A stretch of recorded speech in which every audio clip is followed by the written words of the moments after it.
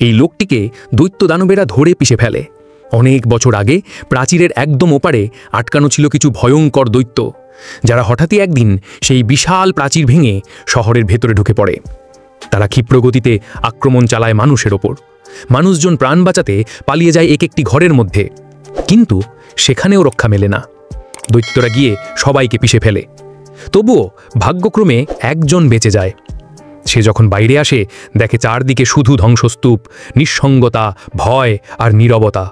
তারপর অনেক মানুষ মিলে তৈরি করে এক শক্তিশালী টিম।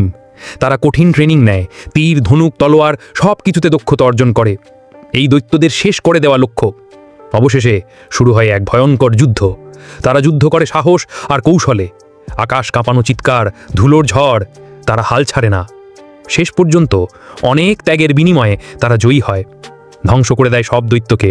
মানবতা হয় জয়।